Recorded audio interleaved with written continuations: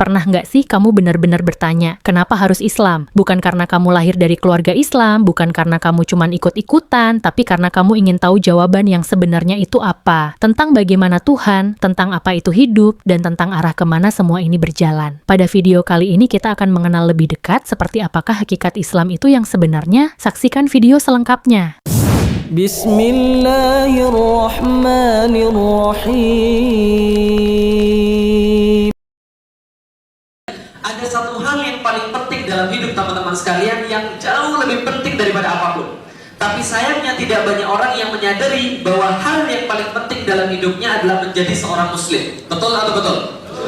Teman-teman sekalian, kalau antum bukan muslim, sudah tidak ada lagi yang berharga pada hidup antum. Lah kenapa? Karena yang membuat hidup kita berharga, kesempatan kita berharga, kemampuan kita berharga, itu adalah kita menjadi seorang muslim. Andai kita punya kesempatan di seluruh dunia ini, punya waktu, lalu punya kemampuan di seluruh dunia ini, semua nggak berharga kalau kita bukan menjadi seorang muslim. Karena itulah teman-teman sekalian, ada seorang nabi yang sangat khawatir menjelang daripada matinya, dia berpesan pada anak-anaknya satu pesan yang harus kita renungkan bersama-sama, satu pesan yang harus kita ingat bersama-sama. Namanya Nabi Yakub, teman-teman sekalian. Kenal Nabi Yakub? Kenal? Gimana kenalannya? Oh, tahu Nabi Yakub? Tahu. Nabi Yakub itu siapa? Nabi Yakub itu adalah bapaknya namanya Ishak.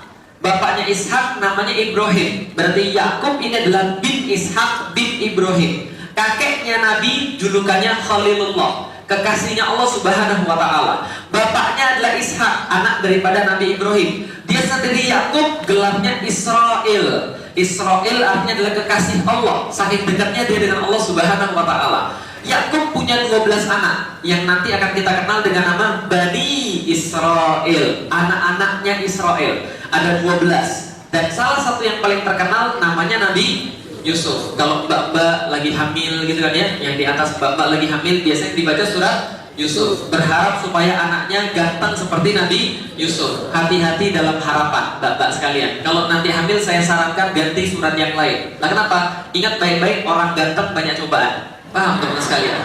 Orang ganteng banyak cobaan. Sebelum saya cerita tentang Nabi Yakub, saya cerita tentang cobaan anaknya dulu. Itu Nabi Yusuf lahir dengan kegantengan yang sangat luar biasa, melebihi saudara-saudaranya. Bahkan pas saat dia lahir saja, itu saudara-saudaranya sudah merasa iri dengan Yusuf. Belum lagi perhatian kepada dia lebih banyak, belum lagi kasih sayang kepada dia lebih banyak. Saking irinya saudara-saudara Yusuf, mereka berkonspirasi untuk memasukkan Yusuf ke dalam sumur. Itu masih untung, sebelumnya mau dibunuh kemudian gak jadi, dimasukkan ke dalam sumur, dilewati oleh orang, diangkat Nabi Yusuf, tapi bukan untuk diselamatkan, tapi untuk dijual sebagai budak dengan harga yang sedikit. Masuklah dia kemudian bekerja sebagai budak, terus menerus kerja sampai dari budak, lalu banyak sekali siksaan di sana sampai diuji dengan seorang wanita. Betul kan ya? Masih ingat ceritanya? Robek depan atau robek belakang? Kalau robek depan berarti Yusuf yang salah, kalau robek belakang berarti Yusuf yang benar. Tapi saya yakin kalau orang Makassar gak akan ada yang robek, insya Allah. Sudah buka baju duluan kan itu ya? Buka baju. Robek depan atau robek belakang? Setelah kemudian kasus itu lewat, masuklah dia dalam penjara, dilupakan sama temannya, diangkat kemudian jadi bendaharawan, terus mendapatkan ujian sampai akhir hayatnya. Begitulah kehidupan para nabi, senantiasa dapat ujian. Maka kalau orang ganteng itu banyak ujiannya, paham teman-teman sekalian? Maka Yusuf diceritakan banyak sekali ujiannya karena salah satunya karena dia ganteng. Makanya ibu-ibu hati-hati, kalau anaknya ganteng itu berarti banyak ujian. Kayak saya, banyak ujian, paham? Oh gitu ya, antum juga ya, itu fitnah gitu kan ya. Baik, kita balik lagi ke dalam Yakub tadi.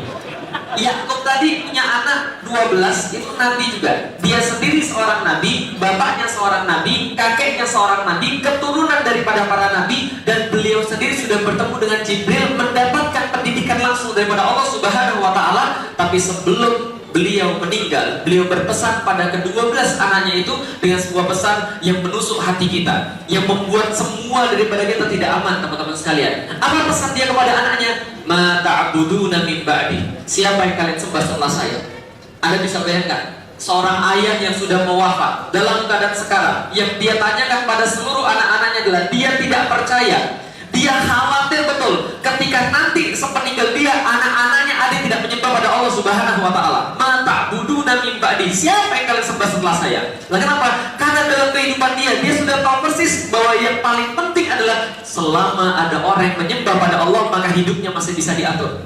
Tapi kalau seandainya Anda tidak lagi menyembah Allah, tidak ada gunanya segala-galanya, teman-teman sekalian. Gak percaya? Coba lihat. Sebelum kita masuk pada materi, coba kita lihat apa yang paling penting dalam hidup Anda sebenarnya. Oke, sekali lagi lihat mata saya. Sekali lagi lihat mata saya.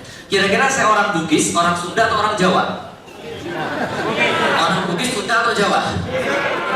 Oke, pertanyaannya. Ketika sudah melihat wajah saya ini, teman-teman sudah kenal saya sepenuhnya? Belum, itu saya kenalan. Nama saya Felix Xiao, usia saya sekarang 33 tahun, saya lahir tahun 1984.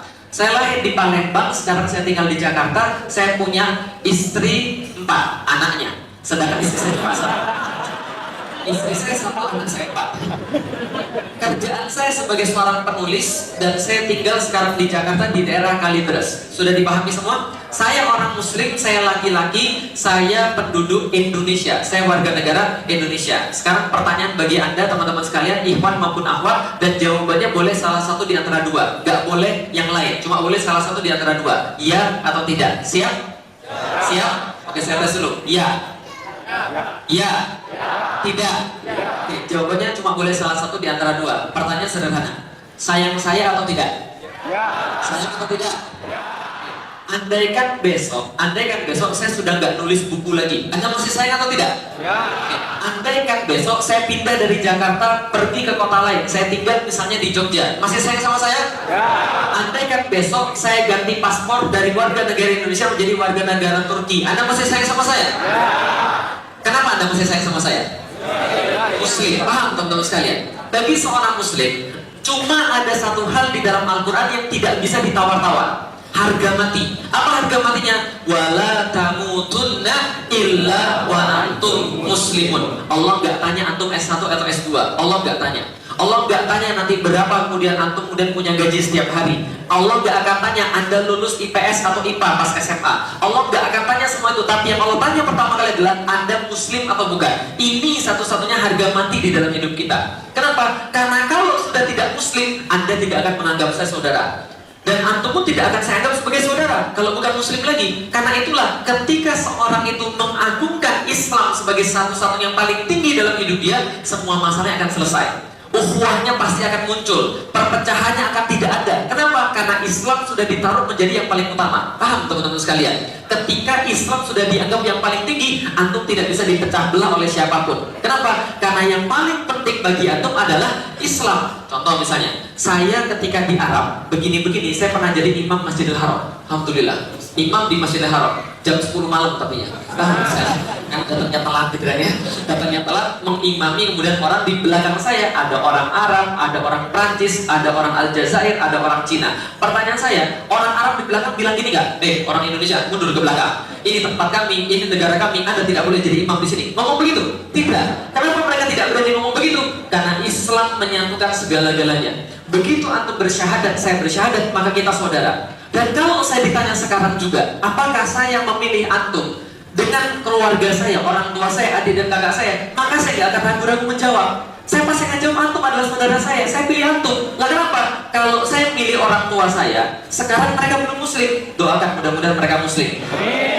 Sekarang mereka belum Muslim. Ketika mereka belum Muslim, di dunia belum tentu akan langgeng persaudaraannya. Bisa jadi kemudian di dunia nanti akan ribut, akan ada sengketa. Di dunia belum ada yang menjamin bahwa kita tidak ada sengketa. Di yaumil kiamat kita bukan hanya bersengketa, saling tuduh, saling tuntut di antara kemudian kita. Lah kenapa? Karena tidak satu akidah.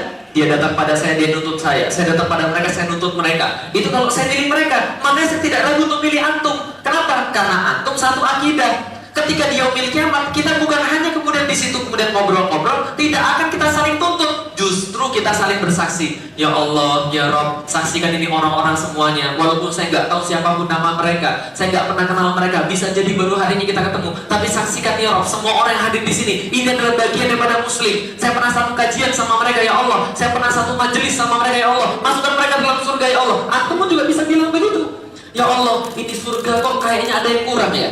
Karena dalam satu hadis diceritakan ketika seluruh orang dimasukkan ke dalam surga, Allah berfirman pada semuanya, di sini sudah selesai semua atau belum? Semua sudah lengkap atau belum? Ada seseorang berkata, ya Allah, ada saudara saya di dunia, dulu saya bermajelis dengan dia, dulu saya bermuamalah dengan dia, saya saksikan dulu dia sholat bareng-bareng saya, ya Allah, saya beribadah bareng-bareng dia, ya Allah, tapi saya tidak temukan dia di sini. Maka Allah katakan, coba cari dulu pergi ke neraka, siapa tahu nyangkut di situ.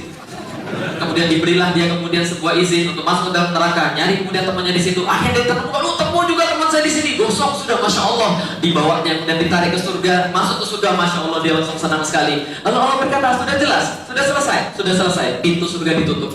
Bisa dipahami sekalian. Maka antum juga bisa begitu. Nanti antum masuk surga, antum belum lihat ada saya, antum bisa tanya, ya Allah, ini kok ada yang kurang, yang mana? Itu yang sipit-sipit itu, ya Allah.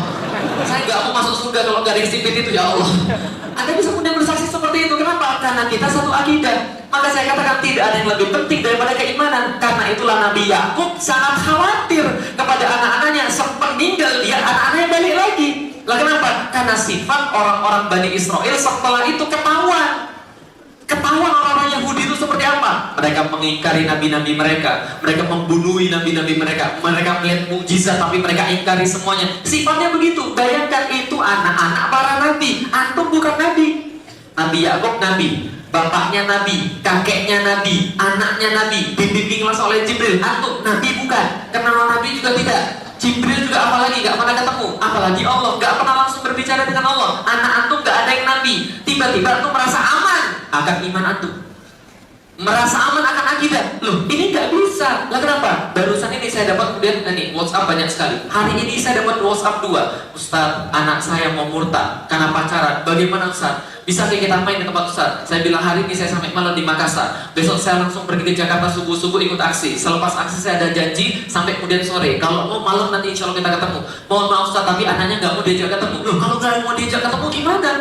Nah ini permasalahannya. Banyak orang tua merasa bahwa masalah itu bisa diselesaikan secara instan. Padahal masalah tidak bisa diselesaikan secara instan. Masalah tidak ada yang datang instan, maka tidak bisa diselesaikan instan. Masalahnya orang-orang adalah menganggap ustaz kayak tukang sulap. Paham teman-teman sekalian? Tukang sulap, simsalabim beres. Ustaz mohon maaf, ini anak saya besok mau ujian, minta wiridnya Ustaz. Kalau mau ujian ya belajar, paham sekalian? Kalau ada orang anaknya tiba-tiba mau murtad, itu pasti bukan terjadi secara instan. Pasti ada kelalaian daripada orang tuanya menanamkan pada anak-anaknya keimanan, sehingga ketika dia masih hidup pun belum mati, anaknya sudah mau pindah agama. Bisa dipahami teman-teman sekalian? Sangat mengerikan. Lah kenapa? Loh, bisa dibayangkan teman-teman sekalian. Ini adalah nur, ini adalah cahaya Islam ini. Tiba-tiba ada orang mau mencari kegelapan teman-teman sekalian. Ini luar biasa mengerikan. Ada satu anak lagi, Ustaz mohon maaf Ustaz, ini anak saya Ustaz udah mau pindah agama Ustaz. Dia sudah sekarang pacaran, sekarang udah mau nikah, mau pindah agama lagi. Masya Allah. Lah ini masih hidup saja orang tuanya, anaknya sudah begitu, apalagi orang tua sudah mati. Bisa dipahami teman sekalian? Padahal kita diingatkan oleh Allah, anak itu adalah sumber petaka atau sumber pahala kita. Ada orang-orang yang ketika di kuburan merasa menyesal. Lah kenapa? Dia nggak sempat mengajarkan kepada anak-anaknya. Tiap kali anak-anaknya berbuat dosa, maka dikirimkan kemudian dosanya bagi orang tuanya juga. Karena orang tuanya tidak mengajarkan pada anaknya perkara-perkara yang baik. Bayangkan, andaikan anaknya bermaksiat, orang tuanya nggak pernah mengajarkan, itu saja Allah minta pertanggungjawaban orang tuanya. Apalagi anaknya murtad, karena orang tuanya tidak pernah menunjukkan keimanan pada dia. Nah, ini yang akan kita bahas. Sebelumnya saya mau tanya dulu, ini isya dipotong atau dilanjut? Lanjut aja, sampai akhir baru kita sholat. Baik, itu ada sunnahnya. Jadi itu bukan memotong waktu sholat ya. Ada sunnahnya di dalam Islam, bahwa sholat itu bisa dimundurkan kalau ada hajat. Baik, kalau gitu kita lanjutkan. Nah, ini kemudian bahayanya teman-teman sekalian. Karena itulah kita bertanya-tanya, sebenarnya keimanan ini seperti apa yang betul? Sekarang saya tanya teman-teman sekalian. Kalau kita bicara tentang kekhawatiran Nabi Yakub tadi, di Indonesia kira-kira orang-orangnya beriman atau tidak? Kalau di Indonesia orang-orangnya beriman atau tidak? Oke, beriman atau tidak? Yakin? Benar. Oke, kalau gitu coba kita lihat. Hari Jumat pernah lihat angkot-angkot masih berkeliaran di jalan? Yang nyopir cowok atau cewek? Muslim atau bukan? Kenapa nggak Jumatan? Kenapa nggak Jumatan? Ini kita bedah tentang iman. Kenapa mereka nggak Jumatan? Cari nafkah. Oke, berapa nafkah yang bisa didapat? Setengah jam tinggalin sholat Jumat, narik angkot. 10.000, kecil banget. Kira-kira berapa? 50.000, oke. Taruhlah 50.000, sepakat? Sepakat, oke. Berarti gini, coba kita lihat cara berpikir orangnya. Dia ninggalin sholat Jumat demi nyari nafkah, kata dia. Lalu nafkah yang bisa didapat taruhlah paling banyak 50.000 per setengah jam ninggalin sholat Jumat. Berarti menurut dia, antara dia yakin Allah itu ada, dia yakin Rasul itu ada, sebelum dikonfrontasi dengan duit 50.000. Kalau dikonfrontasi dengan duit 50.000, yang dia pilih 50.000 atau perintah Allah? Berarti perintah Allah bisa dikalahkan dengan duit. Berarti harga Allah bagi dia berapa? Setiap orang punya harga, hati-hati. Setiap orang punya harga, antum pun punya harga, saya juga punya harga. Dan kita akan mengganti apa yang kita punya dengan harga yang kita yakini. Cuma harga kita beda-beda. Coba lihat lagi, ada orang yang perintah Allah bisa diganti dengan duit berapa tadi? 50.000. Ada orang di pedalaman, harga keimanannya itu cuma sebungkus mie atau sekardus mie. Bisa dipahami teman sekalian? Tuhanmu siapa? Allah. Ini saya kasih sekardus mie, Tuhanmu sekarang ganti ya? Oh iya saya ganti. Karena harganya cuma segitu. Setiap orang punya harga. Contoh lagi, nggak semuanya. Tapi ada di Jakarta saya pernah ketemu. Contoh, ada polisi misalnya. Polisi ada melanggar jalan, lalu lintas ada langgar, terus kemudian ada harusnya ditilang.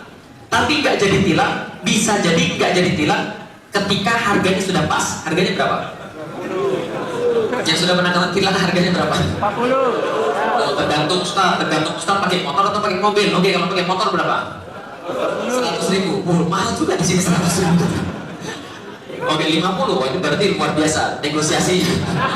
Ada yang 50, ada yang 100. Tapi itu adalah harga untuk mengganti sesuatu. Bisa dipahami teman-teman sekalian. Ketika posisinya lebih tinggi, biasanya lebih mahal. Betul atau betul? Contoh misalnya, ada hakim yang harusnya memutuskan sesuatu yang benar bisa jadi salah, yang salah bisa jadi benar, asal harganya sesuai. Berapa harganya? Ada yang kemarin ketangkap, dia disuap 200 juta. Ketika sudah jadi hakim yang lebih tinggi lagi, bisa jadi miliaran, teman-teman sekalian. Ini adalah yang terjadi. Kalau ada harga, bisa kemudian diganti. Nah, pertanyaannya, berapa harga iman antum? Dan berapa harga iman yang kemudian dalam tanda kutip iman yang masih bermasalah? Coba kita lihat. Seperti apa yang dimaksud dengan iman? Ini contoh. Ginjal itu ada berapa? 2. Pertanyaan saya sederhana, mau nggak saya ganti 2 ginjal Anda sepasang itu dengan duit 500 juta? Yang mau angkat tangan, 500 juta. Sudah banyak pembeli yang menunggu di Singapura. Oke, mau 500 juta? Oh, kurang banyak. Baik, saya tingkatkan 1 miliar. Oke, 1 miliar mau atau tidak? Oke, saya naikkan lagi 1,5 miliar mau? Terakhir 2 miliar, deal or no deal? Kenapa nggak mau? Mandi percuma. Penting dalam pembahasan keimanan. Ini penting sekali dalam pembahasan keimanan. Berapa persen Anda yakin kalau Anda diambil 2 ginjal pasti mati? Berapa persen? 1 sampai 100%. 100%. Penting banget. Ini dalam keimanan penting banget. Tolong ingat baik-baik. Pertanyaan saya, dari mana datang keyakinan 100% tadi? Kok Anda bisa yakin 100%? Medis susah. Istri saya dokter, saya bahkan dokter. Kalau bukan tetangga saya dokter, Ustaz. Dia ngasih tahu saya bagaimana fungsi ginjal itu. Kalau dua-duanya diambil, jangankan dua-duanya Ustaz, 1 aja diambil setengah mati. Apalagi dua-duanya diambil, matilah. Paham kira saya? Karena medis. Bukti ilmu. Iman sama dengan bukti, sama dengan ilmu. Maka di dalam Islam, Allah berkata di dalam Al-Quran, nanti kita akan sampai pada masanya, fa'lam annahu la ilaha illallah. Menentukan bahwa tiada Tuhan selain Allah, tiada sesembahan selain Allah, itu memerlukan ilmu, memerlukan bukti. Persis kayak tadi. Karena Anda punya bukti kalau 2 ginjal diambil bakal mati, maka Anda tidak mau ginjal Anda dibayar walaupun 2 miliar. Bisa dipahami teman sekalian? Berarti kalau nggak sholat Jumat tadi, kira-kira dia sudah punya bukti atau belum?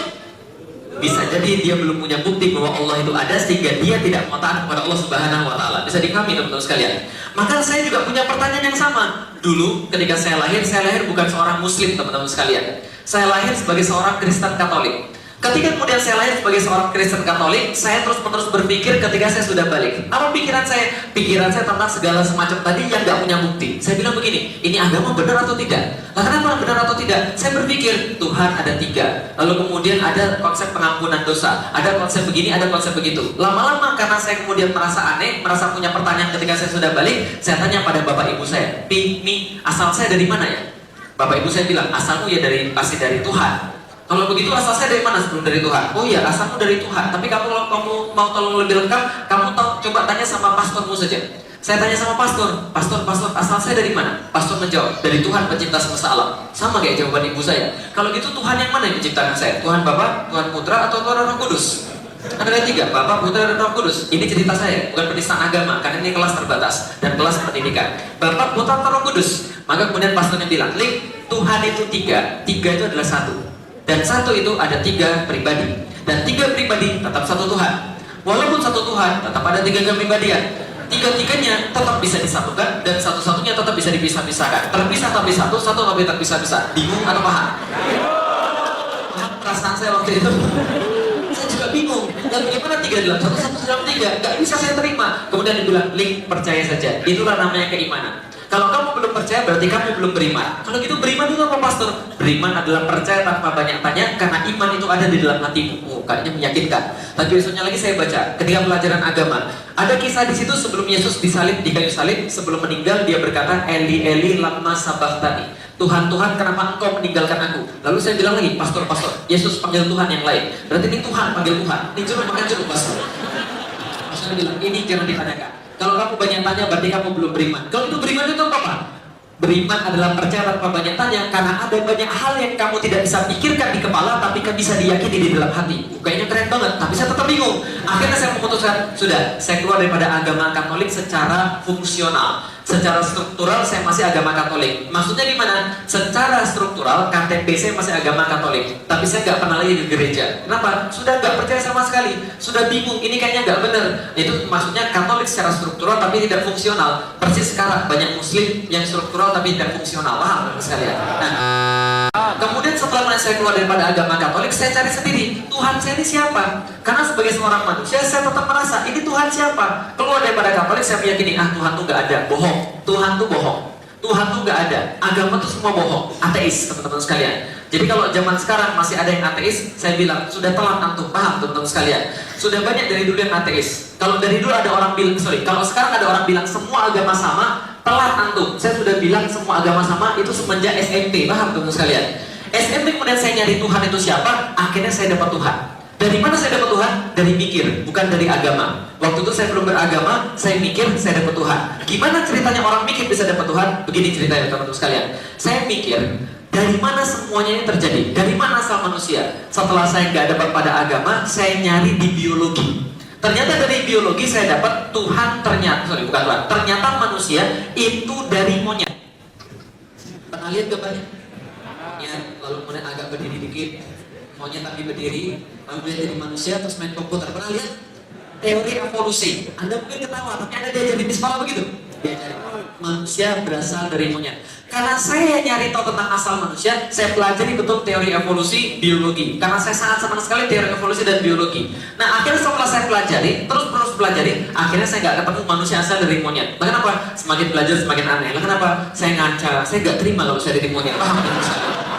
Kemudian kita berpikir begini, kalau andai kan betul manusia berasal dari monyet, maka sekarang harusnya nggak ada monyet lagi. Lah kenapa? Karena sudah berubah jadi antum kan itu kan ya? Tapi kan itu tidak begitu. Monyetnya ada, antum dan saya tetap ada. Berarti manusia bukan berasal dari monyet. Karena teori Darwin itu berkata survival to the fittest. Yang bisa fit survive, yang nggak fit mati. Harusnya kalau monyet semua berubah jadi manusia, monyet yang nggak berubah jadi manusia jadi mati. Paham teman-teman sekalian? Maka manusia tetap berasal dari monyet. Lalu dari mana manusia? Saya belajar lagi. Pelajaran favorit setelah evolusi, reproduksi teman-teman sekalian. Paham reproduksi? Dalam reproduksi saya belajar. Oh ternyata dari sini manusia, dari sel sperma. Pernah lihat sel sperma? Nah, sel sperma itu ada yang jalan-jalan itu kan ya. Pertanyaan saya sederhana. Ketika saya belajar biologi, ini yang saya dapatkan. Ini saya tanya sama antum. Sperma dibuatnya di mana? Sel sperma dibuatnya di mana? Wah, ini pasti anak IPS semua nih. Oh, testis. Khususnya tubulus seminiferus namanya. Ada di dalam diri manusia laki-laki. Gak pernah dibuat di wanita, betul? Dan pertanyaan saya sederhana. Itu sperma dibuat dalam tubuh laki-laki. Ada gunanya gak buat laki-laki? Ada gunanya? Buat tato tambah cakep? Gak. Buat tato tambah kuat?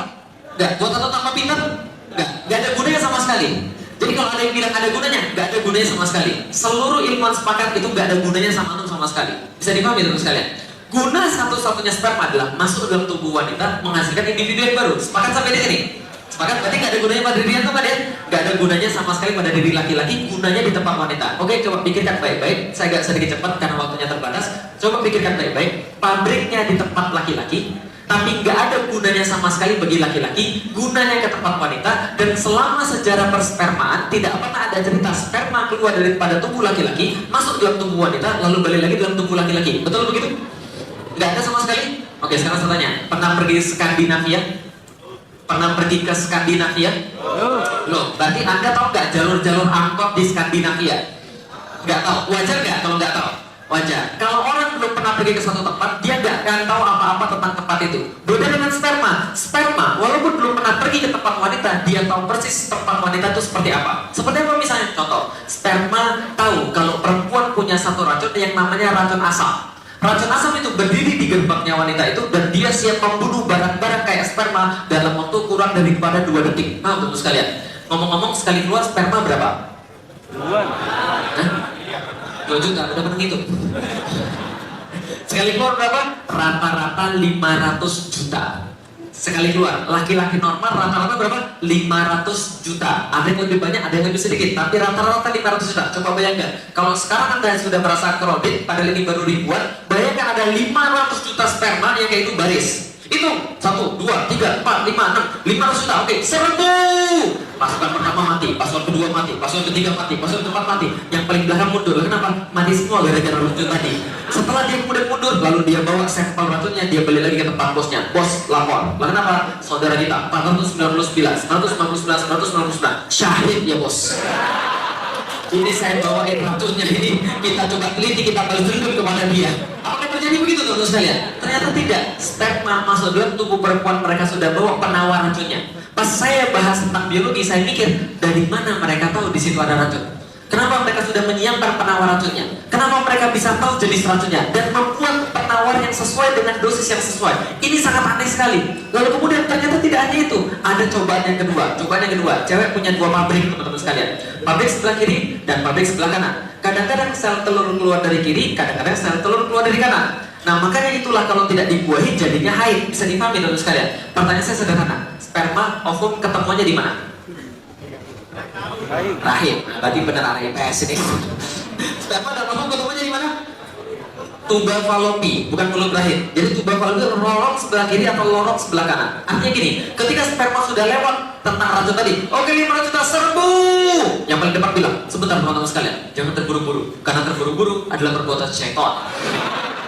Di depan kita ada sebelah kiri dan sebelah kanan. Kita pilih mana nih, ke kiri atau ke kanan? Karena kalau kita salah jalan, kita nggak ketemu dengan ovum tadi, sel telur tadi. Lantas yang tengah bilang, Pak, karena kita sperma orang Indonesia, kita rapat dulu aja lah. Karena orang Indonesia suka rapat, kan? Setelah rapat mereka bilang, ya sudah, gini aja Pak, kita 50-50 aja Pak, 50 ke kiri, 50 ke kanan. Yang belakang bilang, jangan, nggak setuju. Bersatu kita teguh, bercerai kita runtuh, jangan 50-50. Gini aja, kita SD audience saja. Atau kalau friend gitu ya. Nggak terjadi begitu, tapi ternyata terjadi 500 juta. Semua memilih pada satu titik, berlomba jadi yang paling cepat, berlomba jadi yang paling kuat, berlomba jadi yang paling hebat. Yang paling cepat, paling kuat, paling hebat itu jadi Anda. Jadi Anda itu sudah yang terbaik di antara 500 juta. Bersyukurlah, jangan minta lagi yang lebih baik. Coba hidung saya lebih mancung, coba alis saya lebih tebal, coba mata saya lebih belok. Enggak, bersyukur Anda, itu sudah yang paling bagus di antara 500 juta. Coba yang dapat nomor 2, lebih jelek lagi daripada itu. Paham? 500 juta itu kemudian tidak pernah ada yang tersesat teman-teman sekalian. Lah kenapa? Karena ternyata kenapa bisa tahu arah yang benar? Karena sudah SMS-an. Ovum SMS dikirim, sperma SMS diterima. Kiri ya bang? Yes, kiri ya. Lah kenapa bisa terjadi begitu? Karena sudah. Nah, ketika saya baca itu, saya mulai lihat di dalam biologi kapan gantian nomornya. Kok bisa tahu seperti itu? Lama-lama saya belajar, apa yang saya temukan teman-teman sekalian? Yang saya temukan mustahil semua ini terjadi secara kebetulan. Gak percaya? Coba lihat ya. Nih ya. Berapa detik? Oh belum itu, lihat nih. Berapa detik? Gak sampai daripada 2 detik kan ya? Gak sampai daripada 2 detik. Tapi tahu apa yang terjadi dalam waktu kurang daripada 2 detik itu? Begitu banyak oksigen saya tarik ke dalam hidung saya, O2 itu saya tarik begitu banyak dalam hidung saya, kemudian ketika dia masuk dalam hidung saya, dialirkan lewat tenggorokan, lalu masuk ke dalam paru-paru saya, di paru-paru saya disebarkan lewat bronkus, di bronkus itu ada alveolus, ada sebuah cabang-cabang kecil. Di situ sudah menanti sel-sel darah merah berbaris-baris. Dia sudah bawa pengikatnya di belakang, ibaratnya kalau bawa motor terus di belakang ada boncengannya banyak. Boncengan-boncengan itu dimasuki oleh oksigen-oksigen yang saya kemudian hirup tadi, disebarkan ke seluruh tubuh saya dari ujung kepala sampai dengan ujung kaki lewat pembuluh-pembuluh darah. Yang pembuluh-pembuluh darah itu panjangnya kalau digabungkan satu sama lain 40 40.000 kilometer lebih.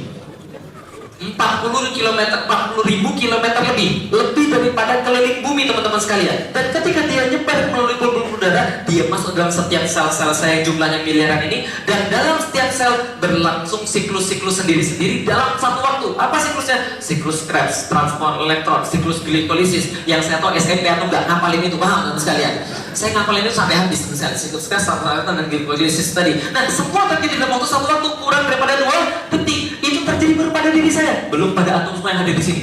Di seluruh kota Makassar, di seluruh dunia 6,5 miliar manusia menghadapi hal yang sama. Bernafas, itu baru sistem respirasi, belum sekresi, belum sistem ekspresi, belum sistem saraf dan sebagainya. Itu baru manusia, belum sistem tata surya, belum sistem kemudian cuaca, belum siklus air, siklus udara dan sebagainya. Itu semua terjadi dalam waktu berapa lama?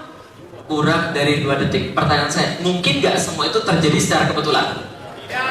Ada seorang ilmuwan iseng namanya Roger Penrose.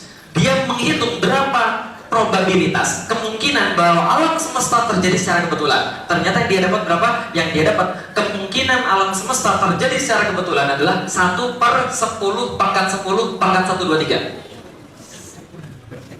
Nah, ini anak IPS semua nih. Berapa kemungkinannya? 1/10 pangkat 10 pangkat 123. Sebenarnya apa itu? Oke, kita coba tes. Siap belajar matematik sebentar? Ya siap, kalau gitu kita tes 1/2 artinya berapa?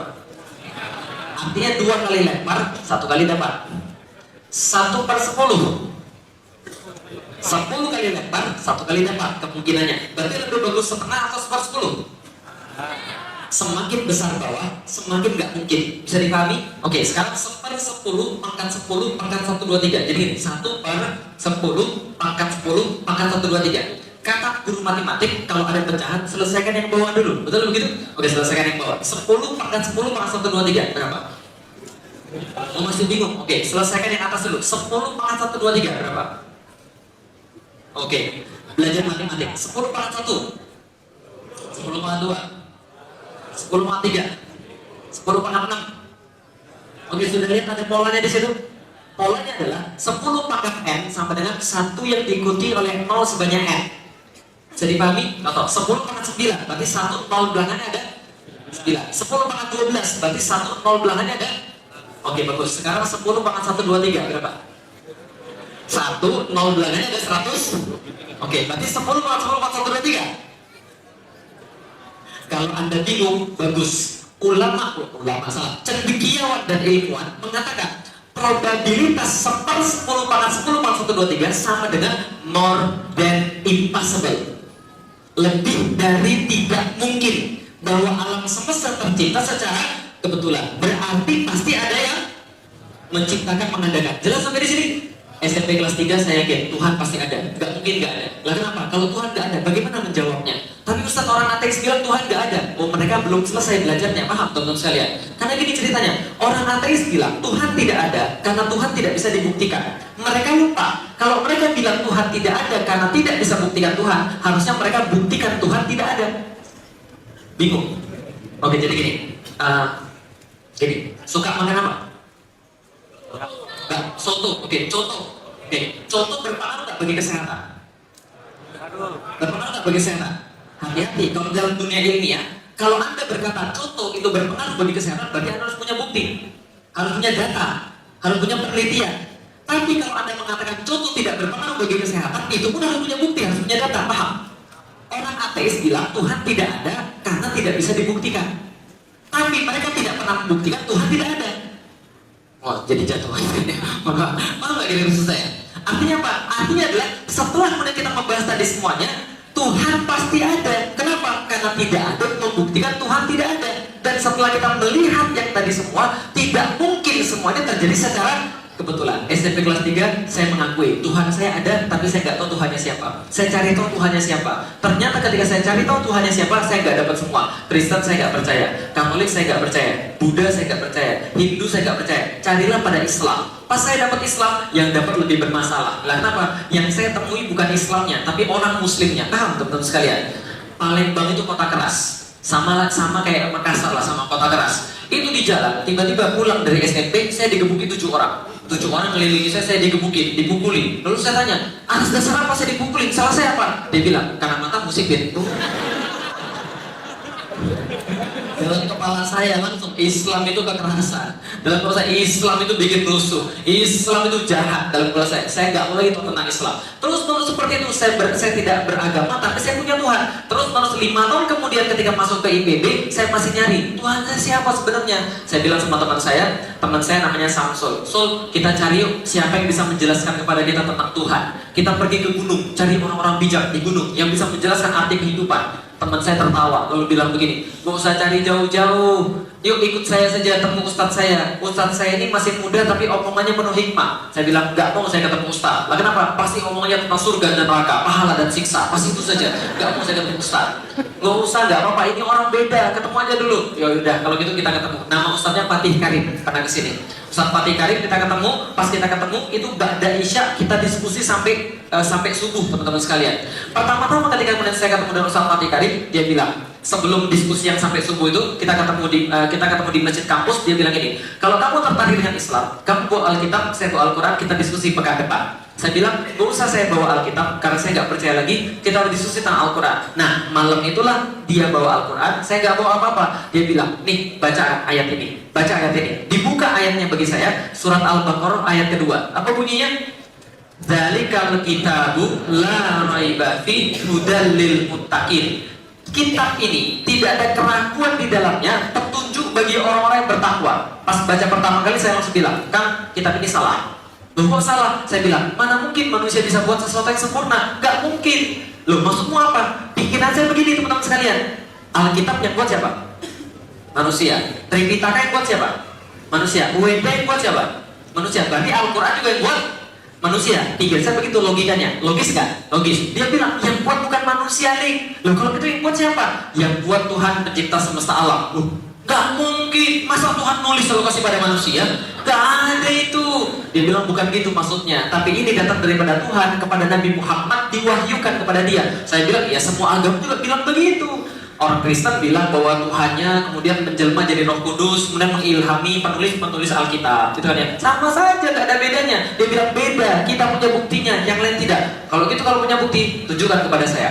Ditunjukkan kepada saya surat yang sama, ayat yang berbeda. Surat Al-Baqarah ayat 23. Bunyinya, wa in kuntum fi raibin mimman nazzalna ala abdina fa'tu bi suratin min mithli. Dan bila kalian tetap dalam keraguan dengan apa yang kami turunkan terhadap hamba kami Muhammad, maka datangkanlah satu surat yang semacamnya. Pas baca itu kepala saya langsung pusing kayak digebukin teman-teman sekalian. Nah kenapa? Bukan digebukin bener-beneran, bukan. Tapi gini maksudnya, seolah-olah kitab ini, Quran ini, ayat ini ingin berbicara pada saya. Bicaranya begini, sudah Dalik, gak usah banyak ngomong. Gini saja, kalau kamu bisa mendatangkan yang semacam dengan Al-Quran, Al-Quran ikut sama kamu.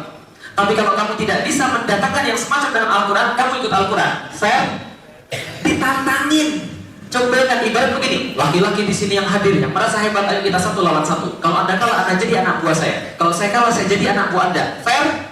Al-Quran tidak fair, Nabi. Beda dengan Al-Quran. Al-Quran tidak fair. Kenapa Al-Quran tidak fair? Lihat ayat selanjutnya. Wadu'u syuhada'akum min dunillah in kuntum shadiqin. Kalau Anda tidak berani sendiri-sendiri, maju semuanya lawan saya. Bayangkan. Al-Quran nantang seluruh manusia untuk mendatangkan yang semacam dengan Al-Quran. Saya bilang, ada berapa surat di dalam Al-Quran? Ustaz yang menjawab, ada 114 surat. Cari silakan yang mana saja yang kamu bisa. Yang paling mudah, yang kamu mampu. Yang paling pendek sekalian. Kamu datangkan yang semacamnya kalau bisa. Saya bilang, benar ini gak ada yang bisa mendatangkan yang semacamnya? Silakan cari. Saya mikir begini, Muhammad itu banyak yang benci. Kalau misalnya ada orang yang bisa mendatangkan yang semacam dengan Al-Quran, pasti itu harusnya orang Arab. Tapi orang Arab gak ada yang bisa. Maka saya bilang, ini segelnya ini. Lalu kenapa? Saya melihat ada segel di dalam Al-Quran yang gak ada yang lain. Maka saya bilang, selama segel ini masih ada, berarti ini tanda bahwa Tuhan ridho pada agama ini. Karena agama ini gak ada yang punya begitu. Saya bilang, saya masuk Islam. Lalu kenapa? Gara-gara ayat ini teman-teman sekalian. Gak ada yang bisa mendatangkan yang semacamnya. Lalu kenapa? Karena memang itu adalah segel daripada Allah. Coba lihat teman-teman sekalian, coba lihat baik-baik. Setiap nabi itu turun ke dunia pasti didahulukan oleh orang, betul? Sekarang saya tanya misalnya, anggap saya Nabi Musa, Anda Bani Israel. Oh kenapa nggak kembali Ustaz? Ustaz yang Bani Israel, yang kami yang Nabi Musa. Lah kan saya sendirian, ada banyak.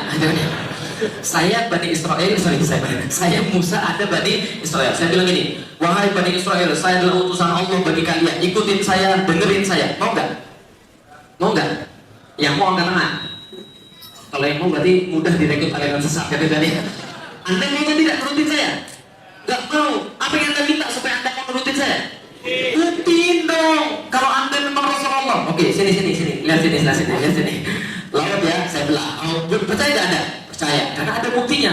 Polisi ada buktinya. Dia bawa surat, dia bawa kemudian seragam, dia bawa pistol. Petugas kelurahan ada buktinya. Petugas pajak ada buktinya. Semua petugas itu ada buktinya. Rasul itu petugasnya Allah, bawa bukti. Pertanyaan saya sederhana. Itu bukti-bukti yang ada pada nabi-nabi yang lain. Coba lihat, ketika nabi-nabinya wafat, buktinya diangkat. Betul? Nabi Musa wafat, masih ada tongkat model begitu? Kalau masih ada tongkat model begitu, saya mau buat 2, mau beli 2. Terus sekalian, masih ada model begitu? Enggak. Nabi Isa diangkat, mujizatnya enggak ada lagi. Masih bisa ada yang sekarang menghidupkan orang mati? Enggak ada sama sekali. Kalau ada, banyak orang-orang mati yang hidup lagi. Bisa dipahami terus sekalian. Seluruh nabi, ketika dia wafat atau diangkat oleh Allah, maka mujizatnya diangkat juga, kecuali satu. Apa? Al-Quran. Rasulullah kemudian hidup di dunia, mendapatkan tugas untuk kemudian mendakwakan agama Allah, mendapatkan bukti daripada Allah, Al-Quran. Ketika wafat, maka dia tidak diangkat untuk bukti bagi teman-teman sekalian untuk menjadi seorang muslim. Bisa dipahami teman sekalian. Maka ketika saya masuk Islam, 3 minggu setelah saya masuk Islam, saya bilang pada orang tua saya, Khalid masuk Islam. Bapak saya langsung bilang, hah? Kamu gila kamu ya? Enggak. Masukkan jin kamu ya? Mana ada orang masukkan jin ganteng kayak begini? Kamu ngapain masuk Islam? Sudah tahu agama satu agama yang enggak benar gini-gini dan sebagainya. Saya bilang, itu muslimnya bukan Islamnya. Islamnya beda dengan muslim. Kalau muslimnya baik, Islamnya kita enggak tahu. Banyak orang-orang enggak mau belajar Islam, makanya mereka jadi salah. Tapi ini Islamnya, Bapak saya bilang, kamu salah. Nanti papi coba ajak kamu pergi ke gereja, kamu diskusi sama susah-susah dan pastor-pastor. Saya bilang gini, sudah gak usah susah-susah. Daripada kita datang ke gereja, datang lagi ke gereja, gini aja. Seluruh gereja-gereja yang ada di sini, kumpulkan suster dan pastornya, ajak ke rumah kita makan bareng. Nah, dan mereka setelah makan bareng, mereka bawa Alkitab. Mereka buka Alkitab, saya bawa Al-Quran, dan saya buka Al-Quran. Kalau mereka bisa menunjukkan ada yang salah di dalam Al-Quran, maka saya balik lagi ke dalam agama saya yang lama. Tapi kalau mereka tidak bisa menunjukkan mereka masuk Islam, mau? Enggak. Enggak jadi, maaf sekalian. Enggak jadi diskusinya. Itu sombong atau tidak? Itu sombong atau tidak? Manusia tidak boleh sombong. Tapi Allah boleh sombong? Dan ulama-ulama mengatakan ayat-ayat semisal Al-Baqarah 23 ini adalah ayat-ayat kesombongan Allah pada manusia yang merasa bahwa dia lebih hebat daripada Allah, lebih tahu daripada Allah, lebih bisa menentukan daripada Allah Subhanahu wa Ta'ala. Paham teman-teman sekalian? Maka itu Al-Quran adalah mujizatnya tadi, nggak seperti yang lain. Coba perhatikan teman-teman sekalian. Di dalam Al-Quran dengan di dalam yang lain itu berbeda.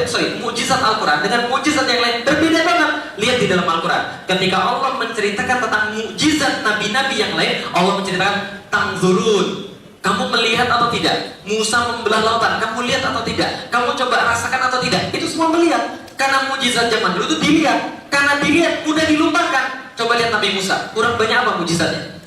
Di dalam nabi-nabi itu, yang paling banyak mujizat adalah Nabi Musa. Tangan bercahaya, gitu kan ya. Apalagi tongkat berubah jadi ular. Lalu kemudian muncul kodok banyak, gitu kan ya. Zaman sekarang banyak kodok, gitu kan ya. Dulu kodok banyak, gitu kan ya. Muncul kemudian apalagi sungai jadi darah, gitu kan ya. Muncul kemudian kegagalan panen, kegelapan yang menyelimuti sebagainya. Apalagi mana wasalwa, apalagi air muncrat 12 mata air. Apalagi tidak selesai di situ. Ada orang mati bisa dihidupkan lagi setelah dipukul pakai apa namanya?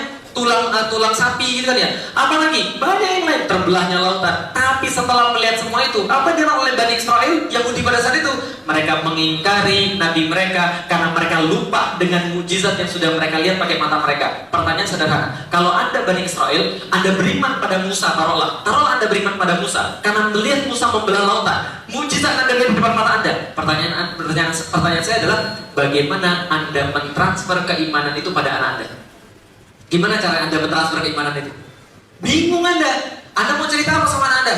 Nah, beriman pada Musa, beriman pada Tuhannya Musa. Kenapa Pak? Saya melihat dengan mata kepala saya sendiri, Musa membelah lautan. Ayo beriman pada Tuhannya Musa. Anaknya bilang, terus masalah buat gue? Itu kan lo yang lihat, bukan gue. Paham tuh sekalian? Tapi Al-Quran tidak. Al-Quran bukan dilihat, Al-Quran dipikirkan. Maka di dalam Al-Quran pertanyaan banyak bagi Anda. Afala yatafakkarun, afala yaqilun, ya ulil albab, liqaumi yatafakkarun. Betul begitu? Karena Allah bilang Anda mikir apa tidak? Karena itu Allah nyindir Anda, kok bisa-bisanya Anda tidak beriman? Sementara Al-Quran sudah sangat jelas bagi orang-orang yang berpikir. Kalau mikir pasti masuk Islam. Maka ketika saya mikir, saya masuk Islam. Karena kenapa? Tidak ada yang bisa mendatangkan yang semacam dengan Al-Quran. Berarti Al-Quran bukan datang datang daripada manusia. Bisa dipahami teman sekalian. Maka di dalam Islam akal sangat berpengaruh kepada keimanan. Kalau orang tidak punya akal, mereka tidak diperintahkan beriman. Coba lihat, di dalam Al-Quran cuma ada 2 kelompok yang diperintah untuk beriman pada Allah Subhanahu Wa Taala. Satu, manusia. Yang kedua, jin. Ada yang lain yang diperintahkan beriman? Kucing diperintahkan beriman? Tidak. Berarti hati-hati dengan akal Anda. Akal Anda ini paling berharga. Kalau Anda memikirkan dengan baik, Anda dapat Islam. Tapi kalau Anda tidak berpikir dengan baik, Anda tidak dapat Islam. Ustaz, di luar negeri banyak orang mikir jadi ateis. Iya, itu baru setengah. Makanya kalau ada orang ateis gak ada masalah. Lah kenapa? Sudah setengah Islam. Lah kenapa setengah Islam? Kan la ilaha illallah. Dia baru berhenti sampai la ilaha. Tidak ada Tuhan. Orang sekalian. Tinggal Anda tambahin supaya dia jadi illallah. Memang betul gak ada Tuhan. Betul itu Anda benar tidak ada Tuhan selain Allah. Gitu kan ya? Lah maka itu benar. Nah maka orang ateis itu mikir betul. Maka orang mikir dia masuk kepada Islam. Nah yang terakhir teman-teman sekalian, sebelum kita tanya jawab, teman-teman pernah dengar tentang kisah monyet beriman? Belum pernah dengar monyet beriman? Supaya Anda tahu letak iman itu ada di mana. Ini ceritanya. Belum pernah dengar kisah monyet beriman? Mau saya ceritain tentang monyet beriman?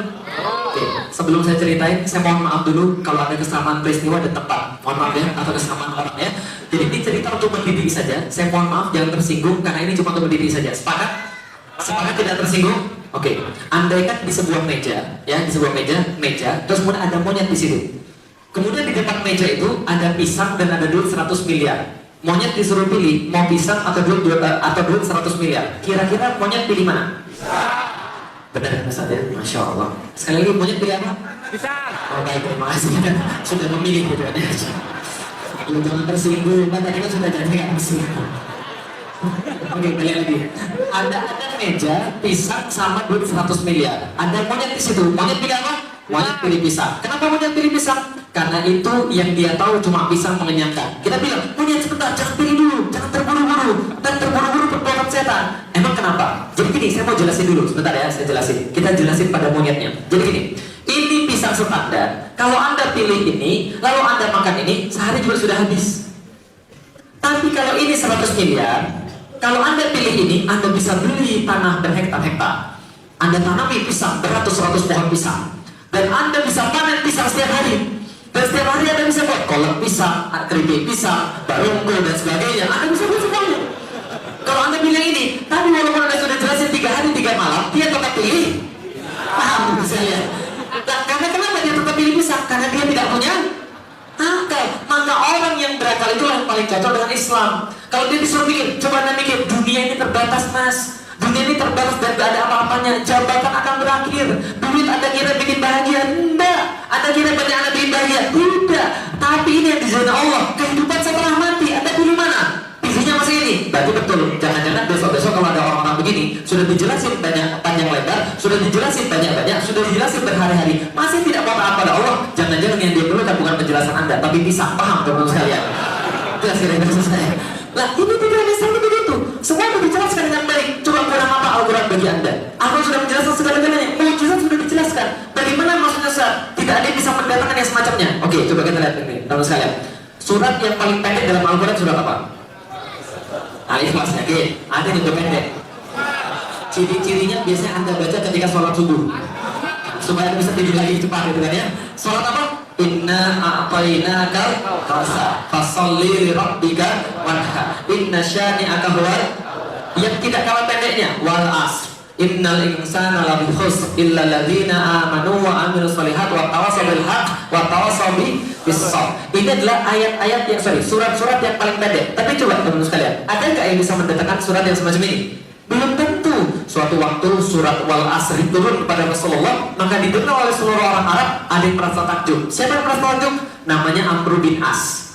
Amr bin As adalah seorang sahabat yang dijuluki Fataul Arab, jeniusnya orang-orang Arab. Kenapa? Pikirannya lebih daripada orang-orang yang biasa. Maka jenius Arab ini terkesima dengan ayat ini, lalu berkata pada temannya, namanya Musailamah al-Kadzab. Kenal Musailamah al-Kadzab? Oh kenal? Kapan kenalannya? Tahu Musailamah al-Kadzab? Dia bilang, Musailamah, Muhammad baru dapat surat yang keren banget. Musailamah, apa? Dibaca surat Wal-As. Musailamah bilang, oh gitu ya, keren juga ya. Tapi saya juga baru dapat wahyu semalam. Oh gitu ya, baru dapat wahyu. Wahyunya apa? Dibilang begini, ini wahyunya. Wal-Wabar innaka uzunani wasadar sa'iruka hafrun nakam. Tahu artinya? RRM semua kan ya? Persis seperti Wal-As. Persis. Wal asr R. Innal insana lafi khusr R. Illa alladziina aamanu wa 'amilus shalihaati wa tawassaw bil haqqi wa tawassaw bis R juga. Dia juga sama. Wal wadad R. Innaka uzunani was-sadr R. Sa'iruka habrun nakal R. Artinya tahu? Wal wadad demi kelinci. Innaka uzunan, pada dirimu terdapat telinga yang panjang, wasadar, dan dada yang membusuk. Sa'iruka habrun nakal, dan di sekelilingmu ada galian daripada tanah. Amr bin As tertawa terbahak-bahak lalu bilang, berhenti Musailama. Lalu kenapa? Nanti seluruh orang Arab tertawa melihat kamu. Dia bilang sama temannya, Khalid bin Walid, ketemu Muhammad itu masuk Islam dulu itu gara-gara surat Wal Asr. Sementara kita baca surat Wal Asr supaya cepat-cepat sholat. Ini ada dua orang hebat mendapatkan kemudian hidayah daripada surat Wal Asr. Salah satunya Amr bin As menaklukkan Mesir, Khalid bin Walid menaklukkan Persia dan Romawi. Masya Allah, ini gara-gara surat Wal Asr tadi. Gak ada yang bisa mendapatkan semacamnya. Contoh, saya penulis. Kadang-kadang ketika nulis saya harus milih mau lafaz atau makna. Kalau mau lafaz, berarti maknanya saya kurangi. Kalau mau makna, lafaznya saya kurangi. Contoh, bapak ibu pergi ke pasar. Paham semua? Bapak ibu pergi ke pasar, paham? Tapi kalau saya menulis syair, apakah nulisnya begitu? Bapak ibu pergi ke pasar? Enggak. Kalau saya mau lafaznya, maknanya saya kurangi supaya orang lebih mudah melihat pada lafaznya. Contoh begini, bapak ibu pergi ke pasar. Contohnya jadi begini, ayah dan bunda meniti jalan ke tempat orang berjual beli. Masya Allah, ini apa ini maksudnya ini? Nah orang nggak punya yang tahu. Tapi lafaznya jadi bagus. Al-Quran teman-teman sekalian, 6.236 ayat dari Al-Fatihah sampai dengan An-Nas, semua di situ teman sekalian berkaitan satu sama lain, dibahas gak selesai-selesai. Bicara irama ada di situ, bicara nada ada di situ, bicara ketukan-ketukan ada di situ semuanya. Bicara tentang gramatika, masya Allah jangan tanya. Bicara artinya dari ujung sampai ke ujung, semua artinya gak selesai dibahas dengan sekarang. Itu Al-Quran. Nggak ada bisa mendetail semacamnya. Artinya, kalau masih ada Al-Quran, lantas antum tidak bisa beriman kepada Allah Subhanahu Wa Taala. Benar-benar antum kepala batu. Tahu sekalian, antum nggak mau mikir gitu maksudnya. Antum nggak mau mikir kurang apa lagi? Apalagi yang memerlukan? Bukti apa lagi yang harus mulai diberikan pada anda? Ini loh, mujizatnya masih ada di depan mata antum. Antum nggak mau beriman. Inilah Al-Quran. Maka jawaban, mengapa aku memilih Islam? Karena Islam satu-satunya agama yang punya bukti. Oh baik, karena Islam adalah satu-satunya agama yang punya bukti. Ini adalah konklusi daripada semuanya, dan insya Allah kita bisa bahas dalam diskusi kita. Baik, terima kasih. Billahi taufiq wal hidayah wa minkum. Assalamualaikum warahmatullahi wabarakatuh. Waalaikumsalam warahmatullahi wabarakatuh.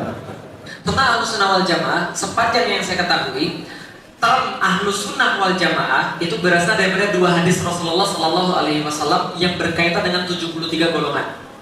Pernah dengar? Apa namanya?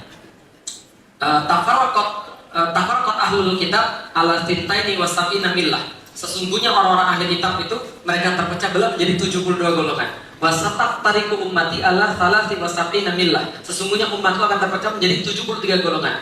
Lalu kemudian disebut oleh Rasulullah, kulluhum finnar. Semuanya masuk neraka illa millatan wahidah, kecuali satu milah saja. Ketika ditanya pada Rasulullah, siapa yang dimaksud dengan satu milah yang selamat di antara 73 yang terpecah ini? Maka Rasul katakan, wahyal jamaah. Yang masuk surga itu namanya wahyal jamaah. Mereka adalah al-jamaah. Oke, al-jamaah di sini saya tidak artikan, karena jamaah bisa arti banyak. Jadi gini, dalam bahasa Arab itu ada isim nakiroh, ada isim ma'rifat. Isim ma'rifat ciri-cirinya ada alif lam. Isim nakiroh tidak ada alif lam. Contoh, kitabun itu isim nakiroh. Kalau isim ma'rifat jadi al-kitab. Bedanya apa? Contoh gini, Mas ambilin saya buku dong. Kalau saya bilang, Mas ambilin saya buku dong, berarti buku yang mana? Terserah mau buku yang mana. Artinya buku di situ umum, terserah. Tapi kalau saya mau mengkhususkan bukunya, saya bilang ini, Mas ambilin buku yang itu. Yang itu berarti tidak boleh yang lain. Bisa dipahami dong sekalian. Berarti contoh, Alkitab itu beda dengan kitabun. Kalau kitabun bisa buku apa saja. Tapi kalau Alkitab tertentu, contoh Al-Baqarah ayat 2, Zalikal kitabu, Alkitab di situ adalah Al-Quran, bukan yang lain. Jelas sampai di sini. Oke, kalau gitu coba lihat. Wahyal jamaah, yang selamat di antara 73 golongan Islam yang terpecah belah itu namanya adalah Al-Jamaah. Mengenai al-jamaah ini, ulama-ulama telah mengambil pendapat-pendapat. Ada yang berpendapat yang disebut dengan al-jamaah adalah 3 golongan yang Rasulullah katakan di dalam hadisnya. Khairun nas qarni, sesungguhnya sebaik-baik manusia adalah zamanku. Summal ladzina yalunahum, summal ladzina yalunahum. Yaitu adalah para sahabat di zamanku, yaitu adalah yang mengikuti mereka. Namanya siapa? Tabi'in, arti tabi'in daripada arti yang mengikuti. Tabi itu yang mengikuti. Tabi'in yang mengikuti. Yang mengikutinya lagi summal ladzina yalunahum, yaitu adalah tabi'ut tabi'in. Artinya kalau sahabat itu punya follower dalam bahasa Arab artinya tabi'in. Berarti kalau tabi'ut tabi'in, followernya follower. Jelas sampai di sini. Nah, jadi zaman dulu juga sudah punya follower. Nah, jadi ini kemudian yang dikelompokkan dan menjadi al-jamaah, yaitu sahabat, tabi'in dan tabi'ut tabi'in. Ada ulama yang mengatakan tidak, lebih luas daripada itu, yaitu adalah para sahabat, para tabi'in, tabi'ut tabi'in, dan yang mengikuti mereka daripada golongan-golongan salaf. Ada yang berkata lagi, oh bukan, yang dimaksud dengan jamaah adalah jamaatul muslimina idza ijtama'u ala amir, ila ijtama'u ala amir. Yaitu adalah kaum muslimin yang dipimpin oleh seorang pemimpin, itu namanya al-jamaah. Apapun yang terjadi di situ, ada hadis yang lain. Ketika ditanya pada Rasulullah, 73 golongan yang terpecah, satu yang selamat siapa? Jawabannya beda lagi. Jawaban Rasul adalah man ana alaihi wa ashabihi. Siapa yang aku berada di atasnya dan juga para sahabat-sahabat berada di atasnya, yaitu mereka mengikuti golonganku dan para sahabat. Dari situ muncul al-jamaah ana alaihi wa ashabi, yaitu ahlus sunnah. Dari situ muncul ahlus sunnah wal sebagai satu-satunya kelompok yang selamat. Sampai di sini paham? Oke, kalau gitu zaman sekarang, siapa yang disebut dengan ahlus sunnah wal jamaah? Anda boleh mengambil pendapat siapa saja.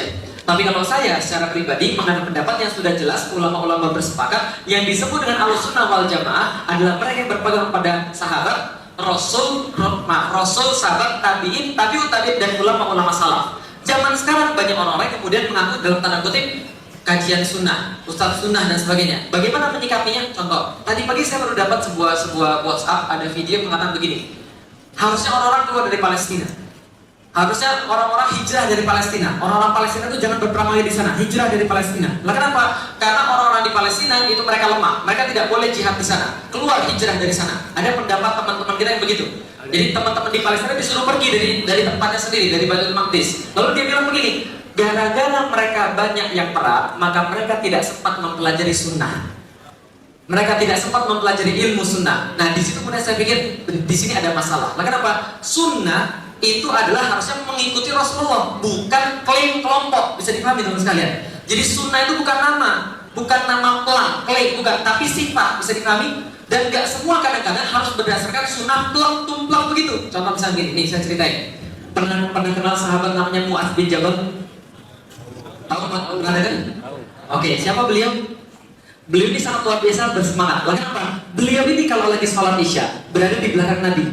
Setelah bersolat isya di belakang Nabi, langsung lari ke kampungnya, lalu kemudian untuk mengimami orang-orang di kampungnya. Bisa dipahami? Sholat isya bersama Nabi, lalu kemudian setelah selesai sholat isya bersama Nabi, langsung lari ke kampungnya, mengimami orang-orang di kampungnya. Sampai di sini paham? Oke, boleh nggak kalau begini? Boleh nggak? Boleh. Karena sholat isyanya bersama Nabi pahalanya wajib. Sholat isyanya bersama orang-orang di kampungnya jadi pahala sunnah, tapi dia jadi imam. Jadi cerita begini, suatu waktu ketika dia mengimami orang-orang di kampungnya, itu ada satu jamaah munfarid. Satu jamaah pergi dari dia. Nah, kenapa? Jamaahnya bilang, sholat kok panjang banget. Saya ini petani. Kalau saya ini petani, mau cepat istirahat. Lah ini sholat isyanya panjang sekali. Lantas ketika diadukan pada Mu'adz bin Jabal bilang, itu orang munafik. Yang pergi dari barisan sholat saya itu orang munafik. Karena nggak diterima orang munafik, dibilang munafik, datanglah orang ini ngadu pada Rasulullah. Ya Rasulullah, saya dibilang munafik, saya nggak terima. Loh emang kamu kenapa munafik dari barisan sholat? Dia cerita pada Rasulullah. Ya Rasulullah, kami ini petani, kerja keras siang hari, sore hari kami sudah mau istirahat. Ba'da sholat isya kami segera mau istirahat. Lagi sholatnya panjang banget. Dipanggillah Mu'adz bin Jabal sama Rasulullah. Mu'adz sini Mu'adz. Ada apa ya Rasulullah? Sini saya mau tanya. Tadi kenapa ada jamaah yang pergi?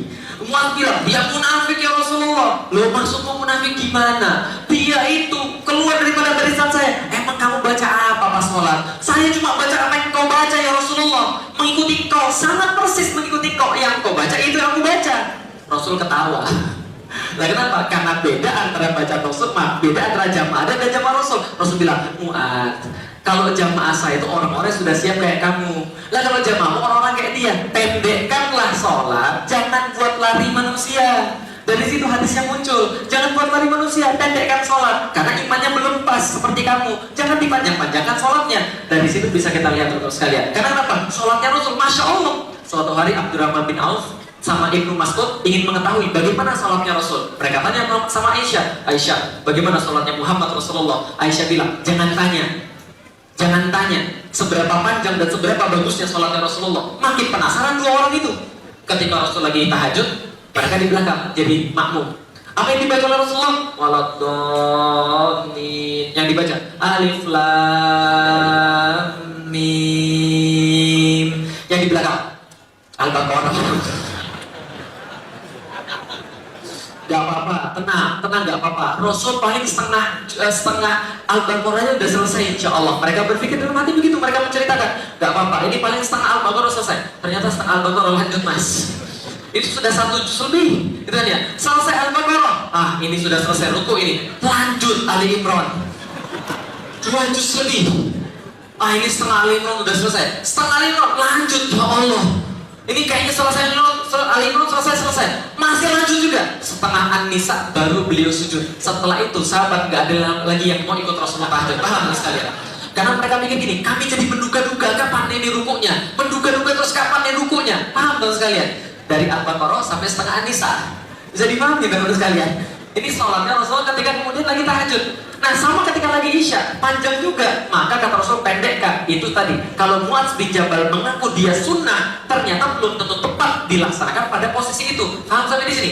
Contoh yang lain, Rasul wafat digantikan oleh siapa?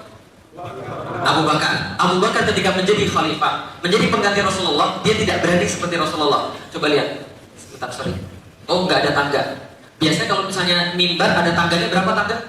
3. Kenapa 3 tangganya? Itu sunnah Rasulullah. Rasulullah ketika naik ke mimbar ada 3 tingkat. 1, 2, 3. Ketika Abu Bakar menggantikan Rasulullah, dia merasa gak sehebat Rasul. Ya Allah, siapa saya dibandingkan dengan Muhammad Rasulullah? Dia bilang, saya gak mau seperti Rasulullah. Dia turun ke tangga nomor 2, berkhutbah dari sana. Sepeninggal kemudian Abu Bakar diganti oleh Umar. Umar merasa, apalah saya dibandingkan dengan Abu Bakar, apalagi dibandingkan Rasul. Ya sudah, turun lagi ke bawah. Lantai nomor berapa? Tangga nomor berapa? 1. Giliran Utsman menggantikan Umar bin Khattab, langsung naik ke tangga nomor 3. Manusia protes, siapa kamu Utsman? Kamu merasa setingkat sama Rasulullah Muhammad? Umar aja gak berani, Abu Bakar aja tidak berani, kamu siapa? Umar bilang, kalau saya turun lagi mas, tidak ada tangganya lagi. Lalu saya bisa bicara dengan manusia gimana? Mereka gak bisa lihat saya. Nah maka saya harus naik nomor 3. Bukan karena saya merasa bahwa saya lebih hebat daripada Rasulullah, tapi karena manusia untuk melihat saya. Tapi alhamdulillah, untung Utsman kemudian dalam tanda kutip melanggar sunnah itu. Dalam tanda kutip. Lah kalau misalnya tetap sunnahnya turun tangga 1, sekarang Masjidil Haram itu sudah ke bawah, gali ke bawah tanah. Paham sekalian? Karena sudah berapa kali ganti itu. Bisa dipahami itu sekalian. Berarti tidak semua sunnah dalam tanda kutip harus diterapkan begitu adanya. Kadang-kadang harus lihat pada masyarakat. Coba lihat masyarakat pemahamannya sampai di mana. Jangan kemudian kita mengatakan pokoknya yang di bawah mata kaki semuanya masuk neraka, yang benar kemudian di atas mata kaki. Lihat dulu, coba tanya dalilnya apa. Coba pahami dulu mereka dalilnya apa. Lihat ada dalilnya atau tidak, ada pendapat ulama atau tidak. Kalau ada, jangan diributkan. Masih banyak perkara-perkara kemudian kita bisa ributkan. Jangan yang perkara-perkara seperti itu. Habis kemudian ruku, lalu kemudian berdiri, sujud, mana duluan, kaki atau tangan? Yang setelah ruku berdiri, terus kemudian sujud, tangan duluan menyentuh tanah, angkat tangan. Tangan duluan yang menyentuh tanah, angkat tangan. Yang kaki duluan yang menyentuh tanah. Yang lain gak sholat ya? Yang tangan duluan, angkat tangan. Yang kaki duluan. Yang benar mana, kaki atau tangan duluan? Dua-duanya punya dalil. Yang salah yang mana? Yang jidat duluan, paham teman sekalian? Karena dia jidat duluan, itu sudah benjol. Nah teman sekalian, itu yang tidak ada dalil. Jelas ya maksudnya kata-kata. Maka dalam perkara-perkara ini sunnah adalah apapun yang dicontohkan oleh Rasul, para sahabat dan tabi'in dan sebagainya. Belum tentu yang tidak mereka lakukan lantas tidak sunnah. Belum tentu. Kadang-kadang saya melihat dunia ini kadang-kadang kejem. Kenapa? Ada beberapa orang baru belajar agama sedikit kemudian sudah mulai menghakimi yang lain. Saya pernah dapat begini contoh.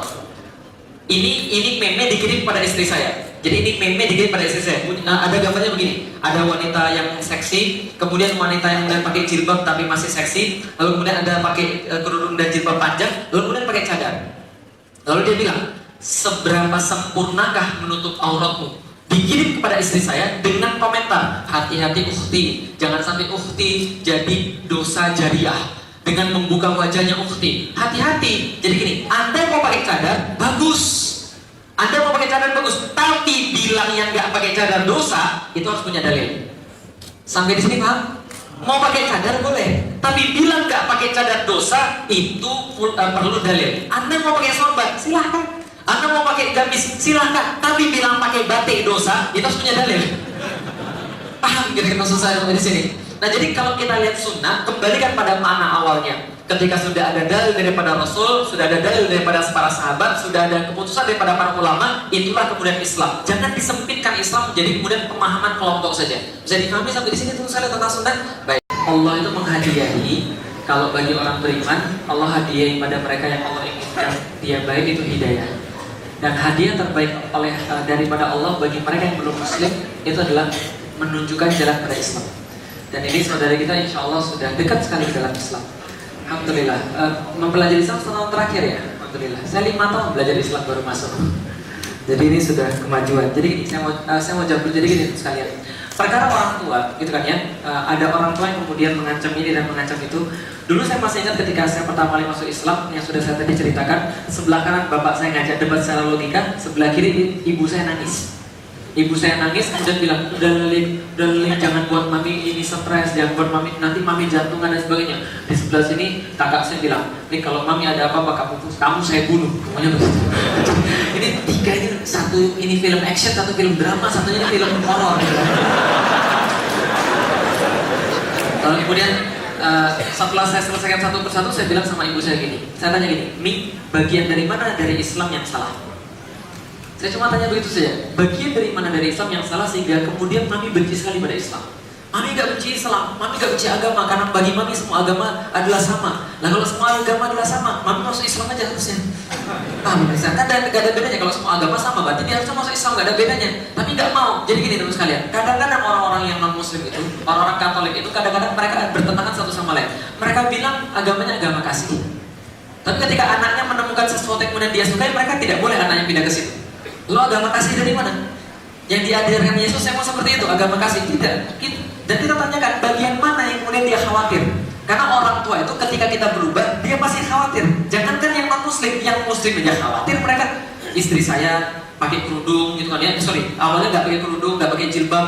Masuk IPB tiba-tiba kerudung panjang, jilbab panjang. Masuk kemudian ke rumah, balik ke rumah ke Pati. Langsung kemudian seluruh tetangga nanya, kamu masuk Muhammadiyah ya? Langsung dicurigai, hati-hati deh, kamu nanti jadi teroris dan sebagainya. Jangankan yang bukan muslim, yang muslim juga menghadapi demikian. Kenapa? Jangan anggap orang tua kita salah, anggap orang tua kita baik. Mereka cuma mikir, saya pengen yang terbaik bagi kalian, saya takut kalian nanti ada yang salah. Itu, walaupun yang dia pikir tentang yang baik, belum tentu benar.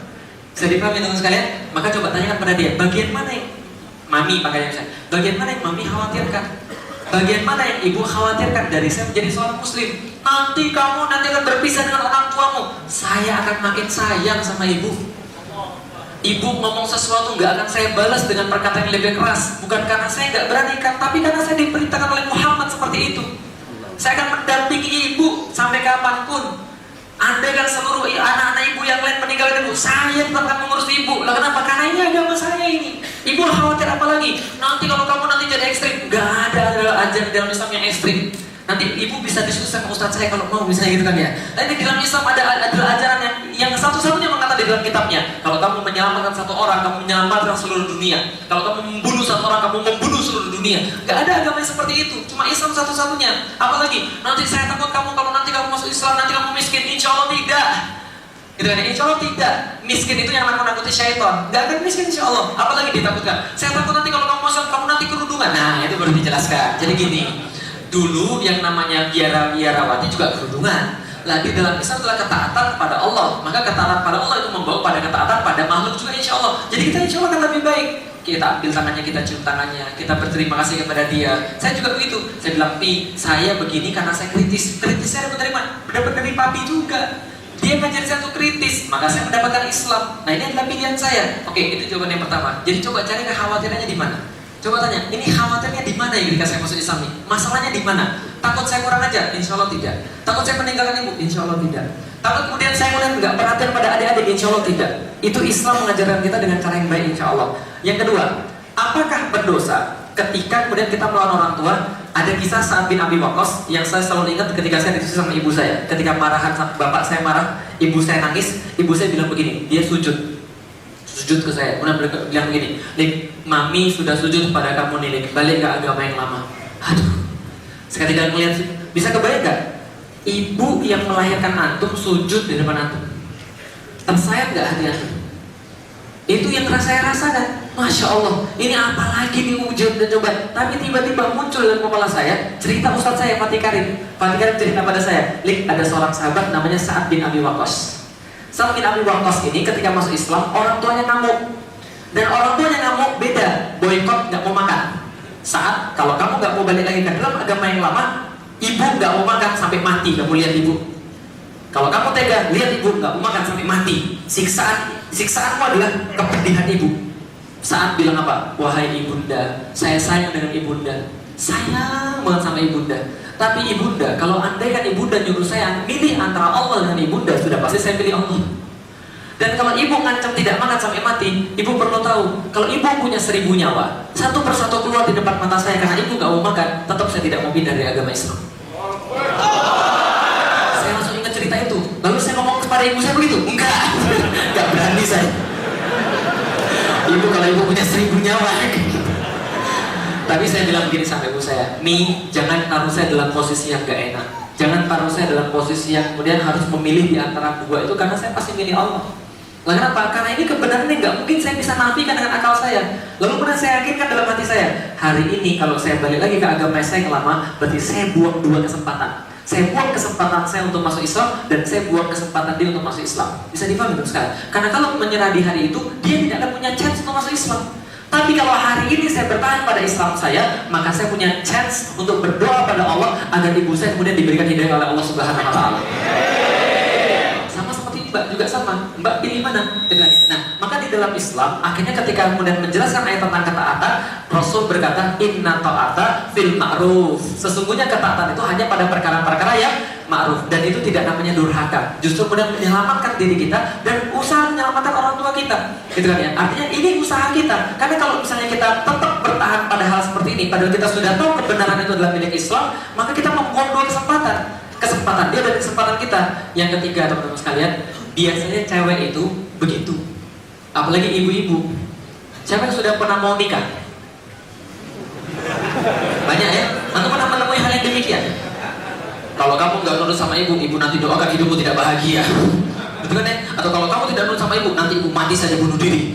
Bisa jadi begitu, tapi itu adalah emosi. Maka gini caranya, masuk Islam, karena itu adalah bagian daripada keyakinan kita yang memang sudah berdasarkan logika. Kita sudah berikan logikanya, sudah berikan kemudian bukti-buktinya. Masuk Islam saja dulu. Ingat, syaitan menakut-nakuti manusia dengan sesuatu yang biasanya nggak akan terjadi. Namanya unreasonable fear. Contoh, kalau kamu putusin saya, nanti saya bunuh diri. Kira-kira kalau kita putusin benar, dia bunuh diri atau tidak? Contoh lagi, Mas, yang namanya bank itu riba, keluar saja daripada bank. Kenapa yang kemudian sudah riba, kemudian kita jalan di sana? Ustaz, kalau saya nanti keluar dari bank, saya makan apa? Itu ditakut-takuti syaitan. Bisa dipahami teman sekalian. Padahal kalau kita kemudian keluar, itu bisa nggak akan terjadi. Contoh lagi misalnya, ada orang mau kerudungan. Kalau saya kerudungan masih maksiat gimana? Ditakut-takuti syaitan. Padahal dia harusnya berpikir begini, kalau dia nggak kerudungan, dosanya 2. Dosanya adalah nggak kerudungan, sama dia kemudian maksiat. Tapi kalau dia kerudungan, dosanya 1. Pilih mana? Dosa 1 atau dosa 2? Nggak usah pilih sama sekali, paham sekalian. Nah, tapi itu sebuah contoh saja. Sebuah contoh saja. Ada gini, dari segi unreasonable fear tadi, orang tua kita dalam tanda kutip bunuh diri, mengakhiri hidup, kamu kehilangan ibu, belum tentu terjadi. Tapi kalau kita tidak masuk Islam, kita kehilangan 2 kesempatan. Padahal kita sudah tahu ini yang benar. Bisa dipahami teman sekalian. Pertanyaan saya, ketika saya lagi galau-galaunya setelah dapat penjelasan tadi, saya mikir begini, gimana ibu saya, gimana bapak saya, gimana teman-teman saya. Tapi saya mikir begini, seberapapun saya mikirin mereka, tidak bisa keluar dari kepala saya ini bahwa Al-Quran adalah satu-satunya kitab yang punya bukti. Lalu saya mau jadi apa lagi? Saya sudah dapat ini.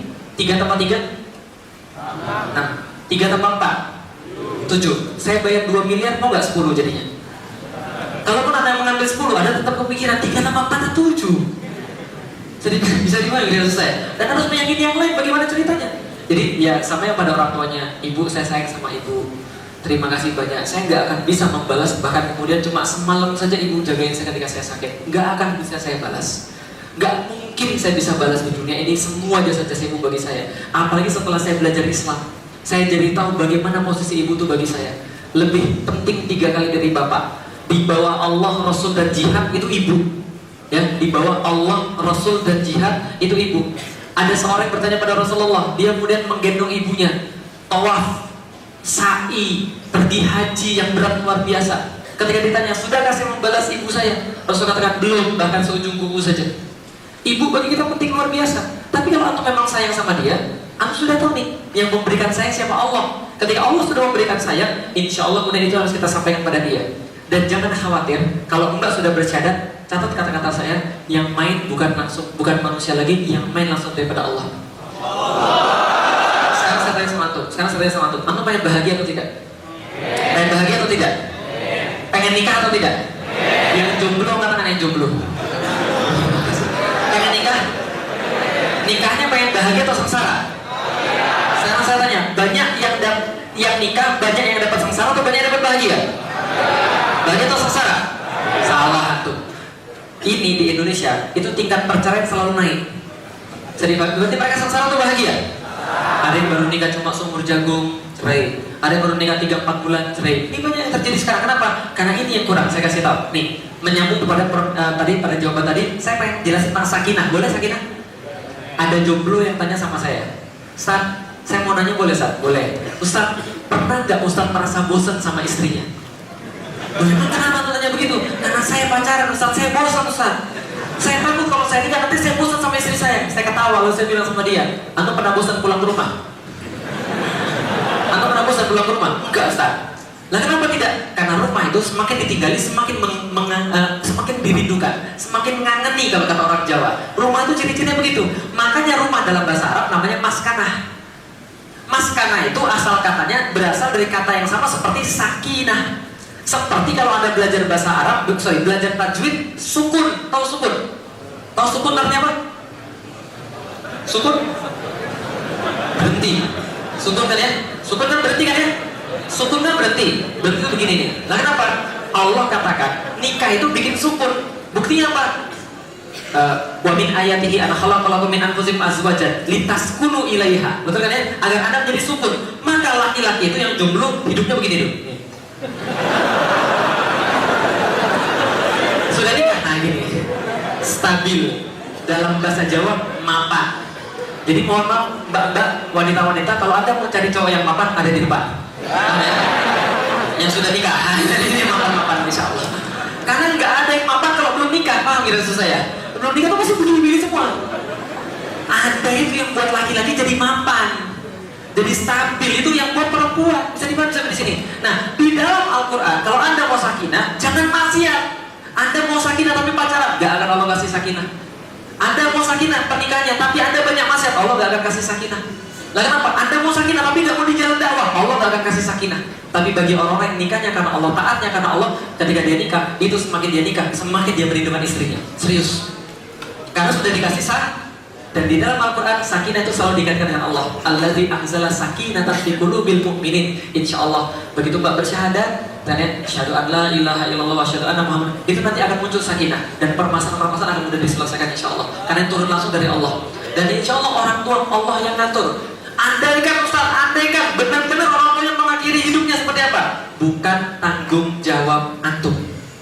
Jelas sampai di sini?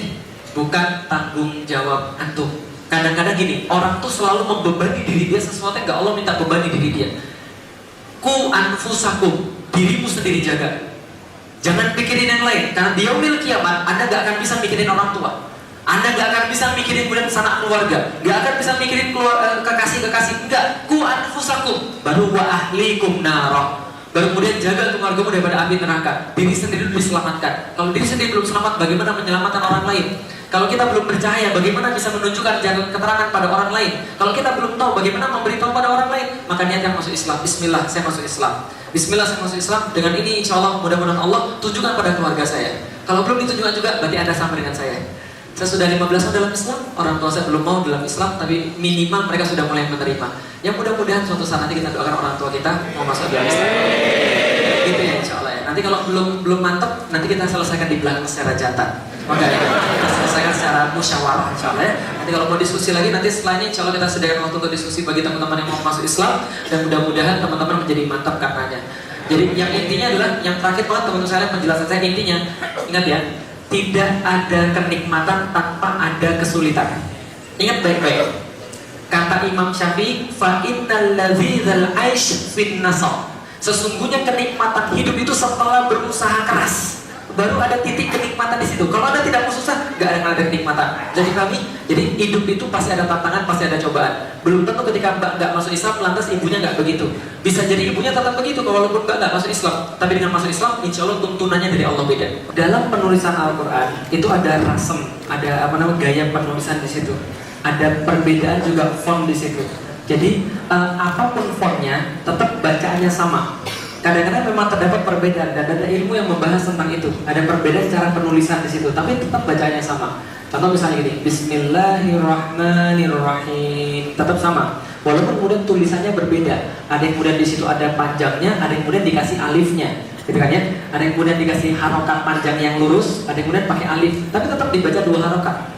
Tetap dibaca dua ketukan, gitu kan ya. Nah ini kemudian tidak berbeda satu sama lain. Nah saya rasa yang paling bisa menjelaskan ini nanti insya Allah coba Bapak nanti minta penjelasan sama Ustadz yang belajar ulumul Quran dan sekaligus belajar tentang tentang masalah-masalah qiraah di dalam Al-Quran. Nanti situ dibahas. Saya pernah baca ada satu tulisan panjang sekali, termasuk semuanya di list itu tentang perbedaan-perbedaan cara tulis di dalam Al-Quran yang bacanya tetap sama. Nah itu adalah tentang perbedaan di Al-Quran. Tapi insya Allah tidak berpengaruh. Karena gini, Al-Quran dulu itu teman-teman sekalian tidak dituliskan, tapi diwariskan dengan cara apa? Talaqi, berjumpa, lalu kemudian membaca. Bismillahirrahmanirrahim. Ulangi, Bismillahirrahmanirrahim. Salah, itu kurang panjang belakangannya misalnya kita. Ini kurang 2, ini kurang 1. Ihdinas siratal mustaqim. Oh enggak begitu. S-nya ketemu alif lam digabung jadi satu. Agak panjang, agak ditekanin. Ihdinas siratal. Oh, sekarang salahnya bukan di short-nya, salahnya di ro-nya terlalu panjang. Bukan ihdinas siratal, ihdinas siratal. Oke, baik, ulangi lagi. Dulu begitu. Nah, kemudian baru dituliskan berdasarkan kemudian kaidah-kaidah yang sudah dipelajari ketika talaki tadi, dan jadilah Al-Quran yang sekarang. Nah, kemudian kalau misalnya ada beberapa bukan kesalahan tapi ada variasi penulisan, itu masih tetap bisa diterima. Contoh misalnya, saya sendiri kalau misalnya baca seperti Al-Quran tadi yang dibaca sama Koring tadi, itu pasti saya banyak salah baca. Kenapa? Karena tidak terbiasa baca rasem yang itu. Nah, tapi saya terbiasa baca yang tulisannya agak panjang-panjang kayak Bapak baca itu. Tapi kalau yang di sini kadang-kadang kalau Quran Indonesia kan kelihatannya kok ngumpul jadi satu gitu loh maksudnya. Nah, itu memang perbedaan. Tapi yang biasa baca itu, baca yang lain juga jadi bingung juga. Jadi tergantung jodohnya kayaknya Pak, gitu kan ya. Nah, jadi mudah-mudahan memuaskan. Kalau enggak nanti bisa diambil penjelasan khusus tentang itu pada orang-orang yang paham insya Allah. Di dalam Islam bukan berarti ketika kita beribadah kepada Allah kita tidak mengharapkan balasan. Kita harus mengharapkan balasan. Nah, kenapa? Karena di dalam Al-Quran Allah sendiri bilang pada kita, harapkanlah kemudian balasan daripada Allah. Apa balasannya? Ridho Allah dan surganya. Wasari'u ila maghfiratin min rabbikum wa jannah, gitu kan ya. Maka segeralah kemudian kepada jalan Tuhanmu dan harapkanlah apa tadi? Surganya Allah disebutkan di dalam Al-Quran. Berarti kita boleh kemudian berharap dan meminta surga pada Allah, tidak ada masalah. Tapi Ustaz, ada seorang penyair mengatakan, bagaimana jika surga dan neraka tidak ada? Apakah engkau masih akan beribadah? Tapi masalahnya ada, paham teman-teman sekalian? Nah, berarti itu ada, sudah selesai sampai di situ. Kita mengharapkan surga itu boleh. Yang kedua, kenapa kita masih beribadah pada Allah? Pertanyaan saya sederhana. Allah perlu Anda ibadahi? Allah perlu Anda ibadahi? Tidak. Kalau andai kan ada satu orang yang tidak mau beribadah lagi, Allah berkurang kemuliaannya. Berarti yang perlu ibadah kita atau Allah? Bukan Allah yang perlu diibadahi, tapi kita yang perlu untuk beribadah kepada Allah Subhanahu wa Ta'ala. Jadi semuanya tentang kita, bukan tentang Allah. Allah tidak perlu kemudian penyembahan hambanya, tapi hambanya perlu untuk menyembah Allah. Karena kalau hambanya tidak menyembah Allah, pasti dia akan menyembah yang lain. Karena manusia punya naluri untuk menyembah sesuatu. Kalau tidak kepada yang benar, pasti kepada yang salah. Makanya kalau Anda disibukkan dengan perkara-perkara baik, bersyukurlah. Karena kalau Anda tidak disibukkan dengan perkara baik, Anda pasti disibukkan dengan perkara-perkara yang maksiat.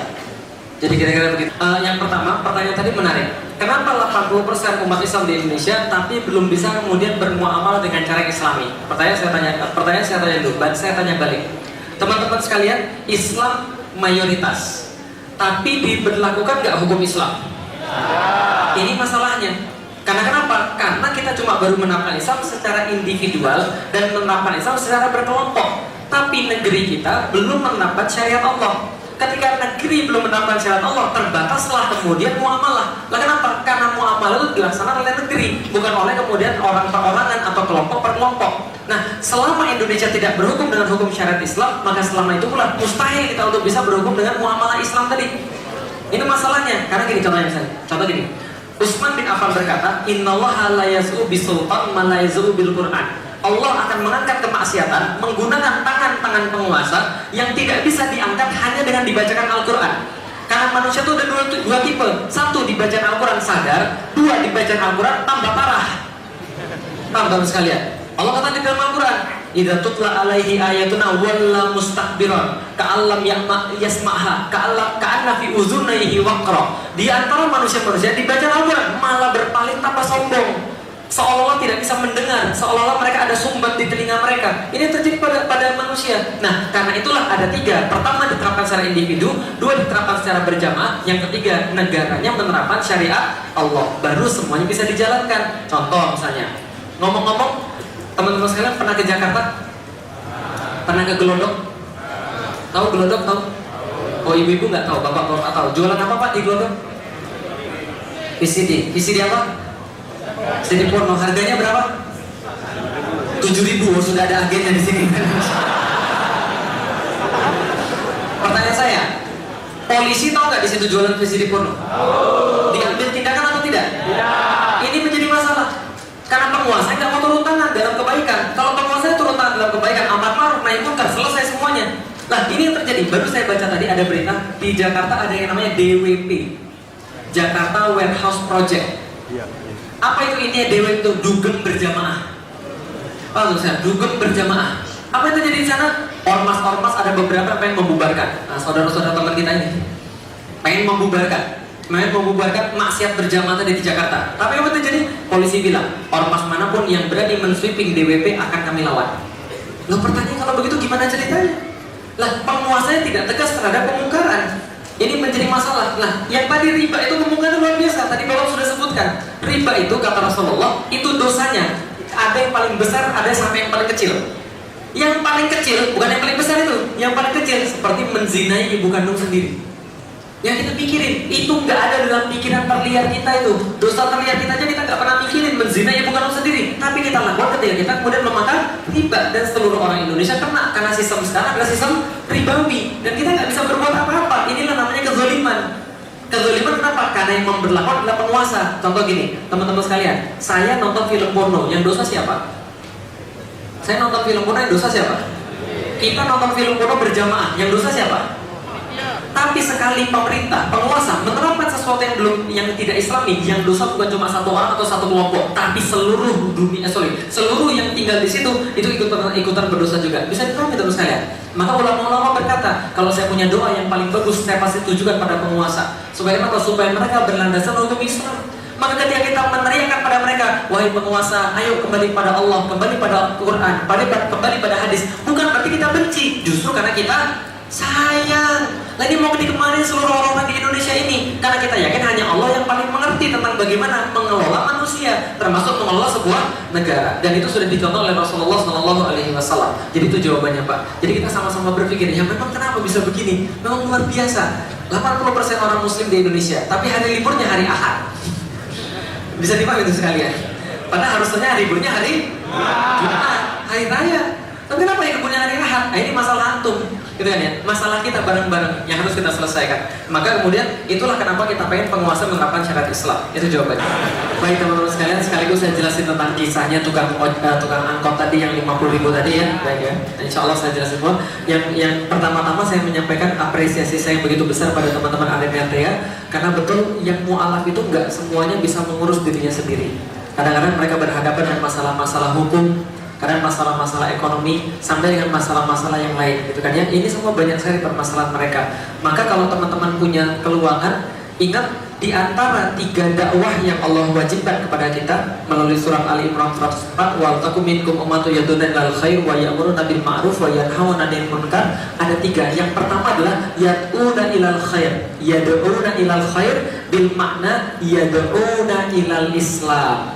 Artinya adalah coba bagi waktu untuk menyeru orang kepada Islam. Itu perintah Allah di dalam surat Ali Imran 104. Yang berikutnya baru amar ma'ruf, baru nahi munkar. Jadi ini adalah sepertiga dakwah antum, ada dakwah pada orang yang belum muslim untuk kepada Islam.